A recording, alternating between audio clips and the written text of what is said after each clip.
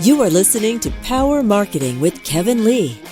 Kevin and his agency Did It have helped thousands of businesses win through superior marketing, as have his books, articles, speaking engagements, and the E-Marketing Association Power Marketing podcasts. Here's Kevin. I'm here with Stephan Spencer, who's been in SEO and search marketing about the same time as I have, both pre-Google. So clearly things have changed a lot over the years because there was no Google when we started in SEO. And in the early days of SEO, IT owned the website, not marketing. And so you were actually building websites right around that time, 94, 95, 96, as I was. I was also doing floppy disks and CD-ROMs at that point in time. But clearly, SEO has evolved a lot over the years. So what's changed and what's remained the same? What's changed is mostly everything, but what stayed the same, having quality content is a prerequisite. Having link authority ever since the beginning, really. Back in the day when it was before Google, it didn't matter as much the quality of the links, but I think really link equity has been a staple of good SEO since pretty much the beginning. I think that just a philosophy of not trying to game the search engines is what stood the test of time, and any kind of let's trick Google or let's trick the search engines, let's create, I'm sure you remember this, lots of different doorway pages for each of the search engines. You remember that? Web position gold and all that? I could probably plead guilty for experimenting with that. Yeah. It never felt right. I mean, I did play with that a little bit, but it didn't feel good. So bottom line is trust your intuition. And if it feels icky or you'd be embarrassed to show a Google engineer what you're up to, it's almost certainly not sustainable. I think those are some of the good kind of tried and true principles. Things like title tags and all that still matter. Keyword prominence still matters, but what's changed is the use of AI on Google's side, and our use of AI as SEOs has increased as well, but not to the same level.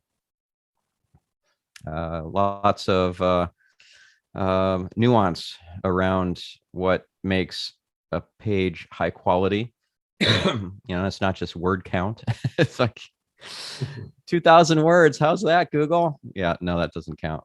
So that's a good starting point. Absolutely. I've always told clients over the years that they should create content first for the consumer or their target audience and worry about the search engines after that. There's no harm in going in after a piece of content is created and making sure that it also might look good to Google, but it should look good first for the consumer. Because all those sort of other rules that people like about, is the content thin or is it, what's the keyword density? Consumers don't care about that. Consumers only care about, is this what I'm looking for? Another way that I've tried to explain it to clients over the years is that the Google engineers are trying to create the ultimate meritocracy, right? Where the stuff that floats to the top, in fact, deserves to be there. Obviously, right. They're not perfect. The engineering isn't perfect. The algo isn't perfect. And so you see situations where the stuff at the top doesn't really belong to be there. But there are a whole lot of engineers working on trying to make sure that is no longer the case tomorrow. So if you happen to be lucky enough to have gotten position you don't deserve, don't rejoice too long because you might lose it. So, I think the merging of PR, digital PR, and content creation, content co-creation, all that stuff is really tangential, but key to SEO. When you're working with clients these days, beyond the sort of core SEO tech audit for their domain itself, sort of how broadly do you venture into those tangential areas like digital PR, traditional PR, content calendaring, content creation, et cetera? Yeah, pretty far, pretty far. So we want to see that the content has a hook to it, creates a curiosity gap. We want to see that the content has tangentially related keywords incorporated into it, so it doesn't look thin and surface level, shallow, in other words, right? So if it includes what some SEOs refer to as LSI keywords, latent semantic indexing is not an algorithm that Google is actually using, but it does give you a sense for if you're on the right track. But really the way to refer to it, I think, is just simply related keywords. If you have an article all about lawnmowers and you never once talk about grass or clippings or yards or lawn care, gardeners, landscaping, horsepower, right? You get the gist of it, right? So if you're only talking about lawnmower, that is a very surface level piece of content. So those are sorts of things that we look at when we're doing our audits. We actually do 3 audits. The tech audit is just one of them. Then there's the content audit and the link audit. And the link audit looks for abnormalities or artificially kind of engineered aspects of the link profile, things that don't occur naturally on their own. So we're looking for things like lack of diversity in the TLDs, top level domains, lack of diversity in the anchor texts that are used, lack of diversity in the power or importance and trust scores of the pages that are linking and of the domains that are linking. There's a lot of different stuff, themes and types of sites that are linking. If there's too much of an abundance of one type of site or one theme that looks unnatural, we catch all that stuff. Of course, we're scanning for toxic links as well using tools like Link Detox from linkresearchtools.com. So yeah, we do a really in-depth set of audits. That's great to hear, and I'm sure that that's super valuable to your clients. One area where I've always had a pretty strong opinion with regards to links and link toxicity and the sort of journey that Google made from creating disavow tools, from punishing toxic links to the disavow tool to where I think they are now, which is really along the lines of we can't rely exclusively on disavow because not everybody knows about it or knows how to use it properly. Because I was always concerned that the fact that negative SEO even existed was a doorway that Google couldn't leave open, right? Because once there's a possibility that you could attack a competitor with negative SEO, and if the competitor wasn't quite up to snuff with regards to knowing how to disavow toxic links, you could essentially win using negative SEO, which of course destroys the meritocracy. So yeah. I was always of the opinion that the disavow tool and the disavow process was more of a Band-Aid as opposed to a permanent solution. I don't know whether I'm right or not, but I do feel like disavow has become less important in the last couple of years in comparison to previously. What's your thought on that? Well, yeah, so I think the disavow tool is still useful. I agree with you that there are a lot of website owners that don't know how to use it.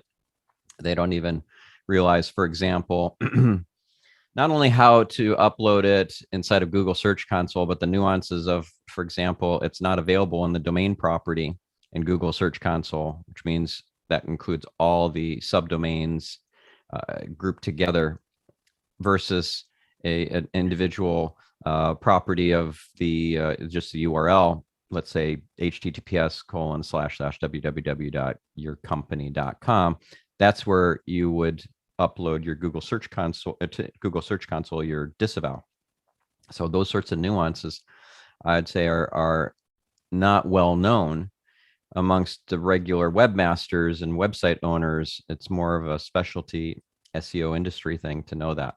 So yeah, I do believe that it's not gotten to the point of adoption that it needs to be for it to be entirely reliable by Google. I do think, though, that negative SEO still is a threat. It still works, and unfortunately, and I think over time we're going to see the algorithms get even more sophisticated. It's not really even nowadays that the engineers are coding the algorithms. The engineers are providing training data to the machine learning algorithms, and then there's the advent of artificial general intelligence, where these AIs will be able to outsmart us in pretty much anything that we want to go head to head with them about. I mean, that's all coming. But in the meantime, I would say that it's about um, at least thinking one or two steps ahead to where we're at currently. I remember Peter Diamandis, who's the founder of Abundance 360, saying at one of the A360 conferences I attended that there are going to be two types of businesses by the end of this decade. One type are the ones that are incorporating AI into the core of what they do. And the other type of business is the one that's out of business. And I do believe that to be true. I think that AI is an essential component to pretty much every type of business, and SEO would be one of the first in line, where if you're not using AI-based tools, or you're not playing around with things like GPT-3 or Jarvis, which is now rebranded as Jasper, you're not playing with these sorts of tools to figure out how to do a better job of what you could have done on your own. Without AI, you're in a losing battle. But going back to what Google is using AI for, I think one of the key things that they're probably going to achieve in the not too distant future is to be not reliant on the link profile or the link graph. Because if it's a brand new site that has very little link equity, and it is a critically important repository or data source for timely information, that deserves to rank, assuming that it's quality content, it's been vetted and fact checked and all that. And why couldn't an algorithm be more sophisticated and better at sussing that out than a human or a set of humans? So yeah, that's coming. Yeah, that'll be fascinating to watch. One area of a little bit of controversy within the industry, speaking of AI, is AI generated content, right? And the extent to which AI generated content is getting so good that it's starting to pass the sniff test. And obviously, there's an entire industry of copywriters, not just SEO copywriters, but content creators in general, creating books and movie scripts and ad copy, that are probably looking over their shoulder at the AI-based platforms and how good they're getting at content creation. Obviously, there were content farms and content mills that used humans, and now there are probably quite likely content mills and content farms that are using AI. So, what's yeah, your this is referred to as there? spun content. Yeah. Yeah, spun content that is not valuable is you're going to get caught. You will get caught, even if you use humans to write this content and it doesn't read well. It's not that valuable. You'll get caught. So what I would recommend is, if you're going to play with tools like GPT-3 or Jasper, which will generate content that is written by an AI, it better be darn good. And we will get to the point where AI written content will be better than most humans. Just like Rembrandt and Picasso type art will be surpassed by AIs eventually. It's just crazy to think that, but the law of exponential returns or accelerated returns shows that to be an inevitability, not just a likelihood. So every year we got Moore's law going, working into the equation. We have Metcalfe's law. Moore's law is that the computing power will either half in price in an 18-month time period, or it will double in capacity. And the Metcalfe's law is that the value of the network is exponentially greater than the size of the network. So two fax machines not very useful. 100 fax machines in the world, still not very useful. But once you get to 10,000 fax machines, and then it just goes like a hockey stick straight up. So these sorts of laws are working to the AI's favor in terms of getting to a point of what's called the singularity, much faster than we can really kind of grok. So by 2050 or 2055, somewhere in that range, the estimate is from people like Ray Kurzweil, what will happen is we'll get past the point of being able to predict what's coming. Just using physics and math and logic and things like that. We will not be able to see past the kind of event horizon of what's coming after that point, where super intelligent machines may see us as ants or as a plague on the planet. Who knows? I, for one, believe that this is not an existential risk, because this reality that we live in is not random. It's we live in a friendly universe. There's a divine architect, our creator, who's put us in this learning environment so that our souls grow and evolve, and we work on whatever we need to correct in our souls. So if that's the case, which I believe 100%, and I've had some experiences that have reinforced that for me, then what's to fear, right? Only fear itself. So I wouldn't get all freaked out about the AIs are coming, the singularity is, inevitably marching our way. The end of the end is near. I would be much more hopeful and optimistic and trusting. That's my recommendation. But you still have to do stuff, right? You still have to. We live in a world of action, so get out there and work with your intuition and tune into your guidance, and then get stuff done. Don't just sit in your lazy boy chair and expect the checks to roll in and all the amazing abundance to just arrive without you lifting a finger.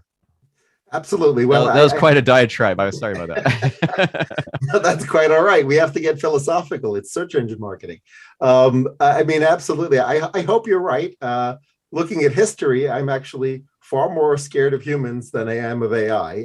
Where any time there've been millions of deaths as a result of a war, it's been started by a human, hasn't been started by an AI yet. So certainly current events would point to the fact that humans are the more scary thing at the moment. So let's turn to, one area of SEO that's particularly fascinating is current events and news-based SEO, right? Where you do have this situation where it's more difficult to predict, where the news is going to come from, what form the news is going to take. There's certainly been a continuing trend where video content has overtaken written content with regards to what people are consuming and what is created. So I think that changes the equation of, in particular, if you're in sort of current events or news, how you would approach SEO, because you're approaching it simultaneously from a video content perspective and from a written content perspective. So for clients that you've got that are in that category, how does your SEO strategy change? Yeah, so if it's video-based content, or let's say podcast-based content, I think it's important to surface that video or audio in a way that is conducive to not just algorithms, but humans who don't want to watch the video or listen to the audio. So that means creating a transcript. And there are tools out there like otter.ai that will do a reasonably good job, but you have to clean that content up because it's not perfect, especially not the YouTube automated transcription. There are errors in that. So you want to clean that up. And then the next very important step is to make it more readable. Nobody wants to consume a wall of text. Most transcripts I see are just a wall of text. They're not cleaned up in terms of all the hemming and hawing. kind of the back and forth. Oh, that was a great question. Yeah, tell me about it. That was a great question. Okay, can you answer it now? Yeah, let me get to that now. Cut all that nonsense out of it and inject into the copy, into the transcript, things like pull quotes, click to tweets, images pulled from stock photo sites like Pexels and Unsplash, those free royalty free and actually free monetarily stock photo sites. Add captions underneath those photos, because stock photos without a caption looks kind of gratuitous and like a waste of time. And even take it to the next step, to the next level, and kind of process that transcript in a intellectual way and figure out what are the main themes, come up with something like a table of contents, even the timestamps of those different major bullets of what were the key points that were discussed. So we do that for all of my. So you're a guest on my show, Marketing Speak, and I do that for every single episode. When I say I mean the royal I. My team is doing all that work. All I do is I hit record and then I hit stop. They don't need me after that. They go into, I use the Riverside platform, so they have logins to my Riverside. They go in, grab the video and audio, turn that into the transcript, turn that transcript into long form blog post with all the click to tweets and images and all that, as I discussed. And then they figure out what are the key points. They come up with the table of contents. They figure out the timestamps associated with each one. Those become clickable. So you can click on the timestamp. You can start listening to the podcast right from that moment. There's also a checklist at the end of action items to take based on the content that was relayed in the interview. And we create even a PDF version of that checklist as well.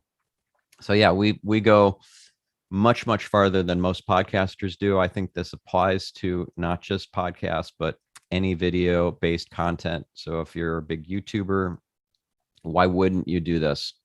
Most YouTubers have a terrible web presence, and they have not done anything to create a sticky, valuable piece of content from their wonderful video-based interview or whatever it was, that explainer video, etc.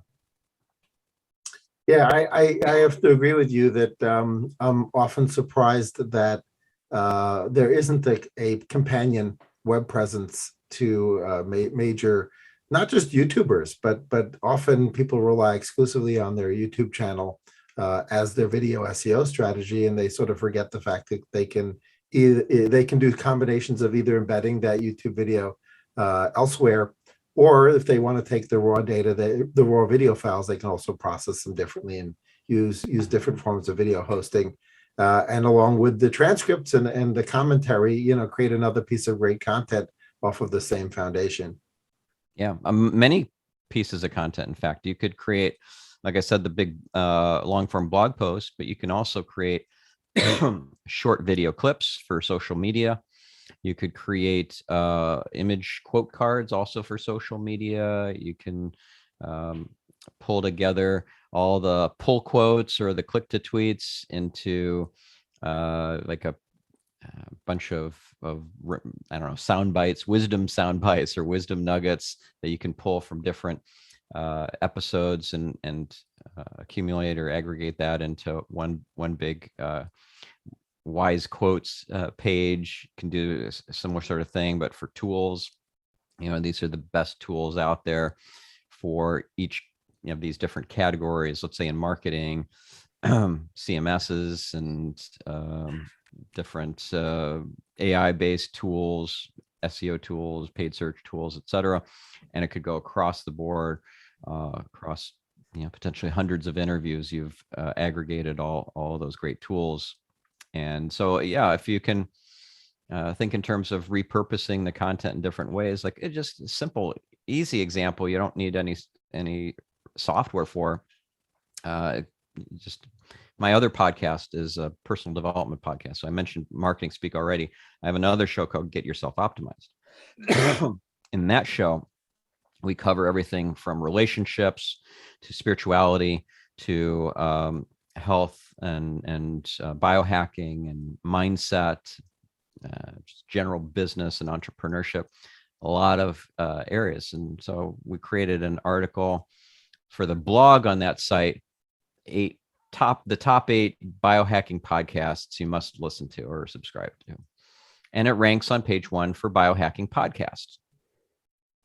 Now, it's not just mentioning my podcast, Get Yourself Optimized, and that's not valuable to the user. If they're typing into Google biohacking podcasts, plural, they want more than one. So we do include, in this case, 8, which are really, really good ones, like Dave Asprey's Human Upgrade and Ben Greenfield Fitness and so forth. And because it's a valuable piece of content, it deserves to rank. And then we worked on building up our link equity and so forth over time. So yeah, it all contributes. Absolutely. Let me go back to an earlier point you made about you believe that Google's algorithm and therefore perhaps Bing's and everybody else's will need to adapt to not be as reliant on links, and you believe that the AI will help it get there. Yes. And you mentioned content vetting, and obviously a big topic of interest to not just the general population and the search engine marketers and traditional and marketers, but also regulators and governments, is this idea that content vetting it can be pretty important, because you don't have just situations where content is a lie or like moving in the direction of a lie, but you also have the possibility of deep fakes coming up pretty soon. So there's going to be a challenge for Google and pretty much anybody else who's in the search engine business or information retrieval business. They're going to have to, go through a level of vetting which is heretofore unheard of. So do you think they're up to the task? Do you think that the Googles and Facebooks of the world are up to the task of throwing computing horsepower and AI at the problem of content vetting? No, I don't. See, what we're facing is bias. And AIs can be biased, because if your training data is biased, then by default, the AI is biased as well. So I would be very wary to trust algorithms of Google or Facebook or YouTube or really any major platform to be looking out for your best interest and to be giving you the most pristine information, right? We've seen a lot of people getting censored, kicked off of platforms, saying things that end up being true and not having their accounts restored, right? So, accusations of Russian disinformation that, actually, no, that is true. We did fund some biolabs in the Ukraine. Oh yeah, we did have gain of function research, and like that sort of stuff in a social platform or on a YouTube video or in a Google search could get your account removed or banned or shadow banned, and that's not okay.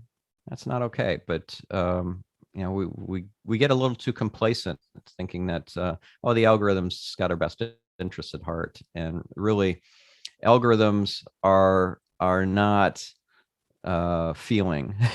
They're not emotional, compassionate beings. They're code. So use your own judgment and your own common sense. Great, thank you.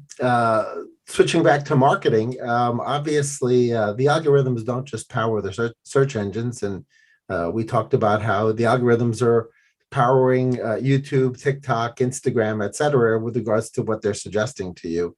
And therefore, marketers have to think about the extent to which those platforms can be useful from a paid and an organic basis. And certainly on the organic side, marketers have always been interested in any kind of organic visibility that where they're relevant. And what lessons can the SEO industry teach the content marketers that are trying to figure out, how do they deal with the suggestion algorithms at the TikToks and Instagrams of the world?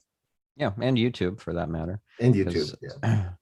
What happens is you get kind of lost in the SEO side of it, and you forget that the recommendation engine, and YouTube in particular, actually powers the majority of the volume and of traffic your video is going to see, right? And the amount of watch time you're going to get.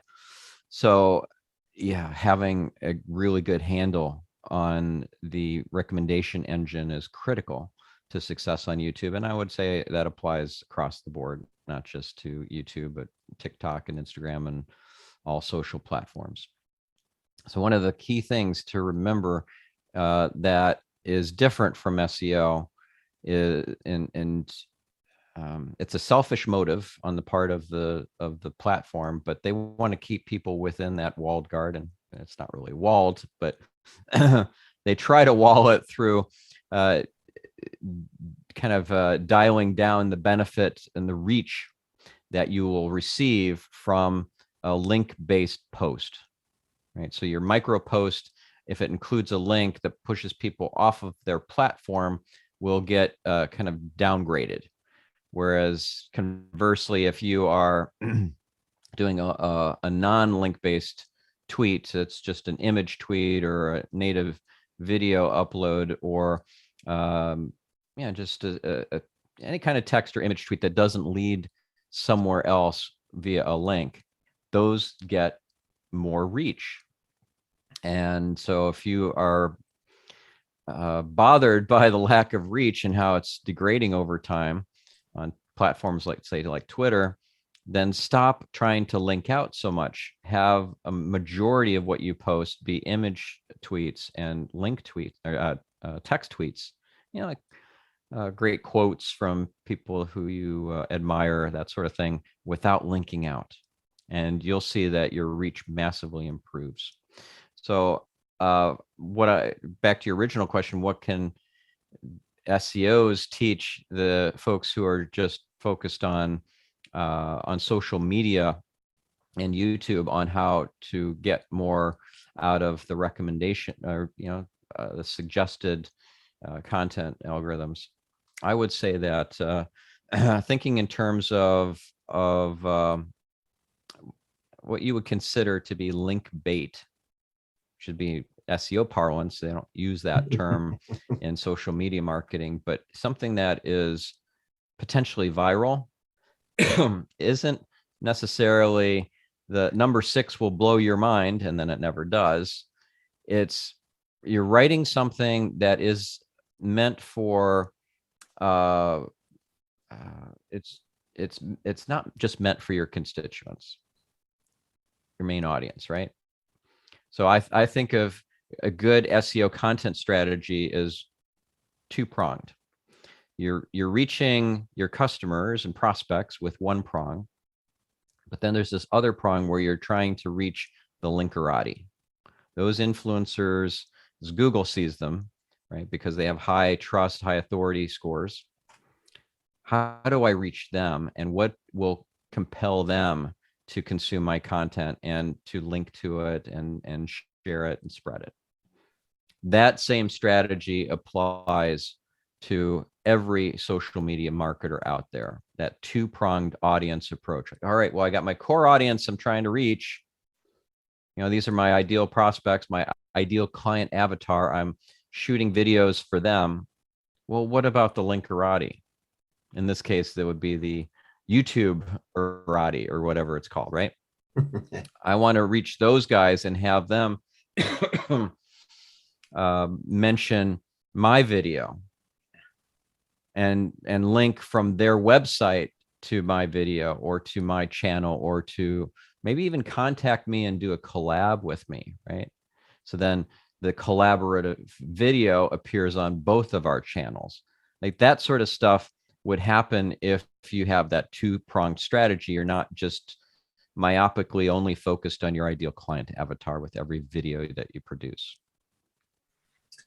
What I love about that strategy, it's much of it is actually a giving, not an asking, right? Because you're especially when you're talking about co-creation or collaborative content, there's as much of a give in there as there is an ask, and I think that's just sort of good general philosophy, right? Is to not spend your whole life asking.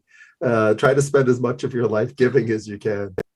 Yeah, I mean, it's kind of the law of karma, isn't it? The more you give, the more you receive 10 times back. If you're always a taker, then life's going to take from you and you're going to get 10x the amount of pain.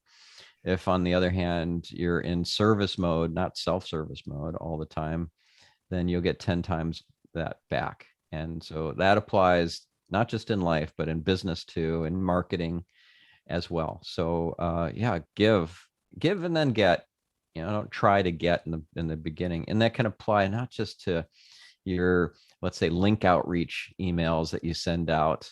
It's none of this nonsense about, hey, I've got a great piece of free content for you in exchange for a link, or how much does it cost to do a guest post on your site. That's really taking energy. It's really icky. Instead, look for opportunities to add value to their audience, to collaborate, to cite them as a source, as an expert, to do research, some original research that you would fund, or that they would be the collaborator with you on. So think outside the box and think about the value you can create, for sure.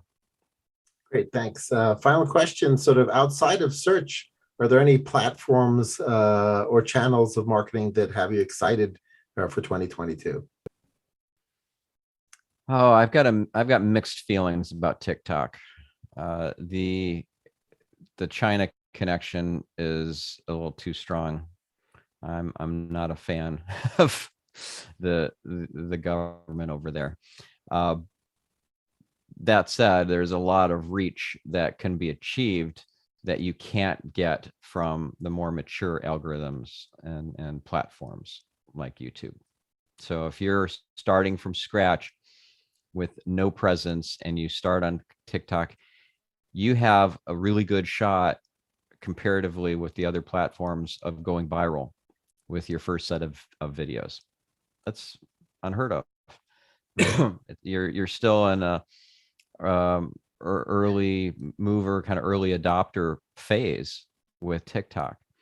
So my suggestion would be to get a TikTok influencer to mentor you.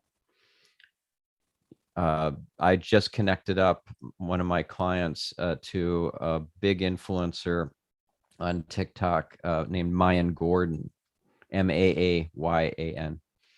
She's phenomenal, and she has over 1 billion views, and she's not so huge yet in terms of massive celebrity status that she's unattainable in terms of connecting with her and getting mentorship from her. You can still hire her. So I just connected her with one of my clients, and they're going to be working with her to get some really solid strategy, because really it's all about being remarkable and getting something worthy of people sharing and spreading. And it's that two-pronged approach where you're creating something that's got some viral component to it. And yeah, by the way, remarkable may sound kind of fuzzy or amorphous of a term, but it's a very simply defined idea. From the book Permission Marketing, Seth Godin, he explained being remarkable is simply this: worthy of remark. So Right. if you can do that on TikTok or any other platform, you're well on your way. Great. Well, thanks so much for joining me. It's been great catching up and delving into the ins and outs of SEO and digital marketing in general. Yeah, it's been a lot of fun. So if the listener or viewer is interested in learning more of this sort of stuff, I definitely would encourage them to go to Marketing Speak. MarketingSpeak.com is the website. The podcast is phenomenal. People like Seth Godin and yourself, Kevin, have been on there, and it's a passion project for me. So 300 some episodes already. Yeah, it's like a university education in there. So be sure to check that out. Absolutely. Sounds great. Thanks. Kevin Lee's Power Marketing is available on all your favorite podcast networks.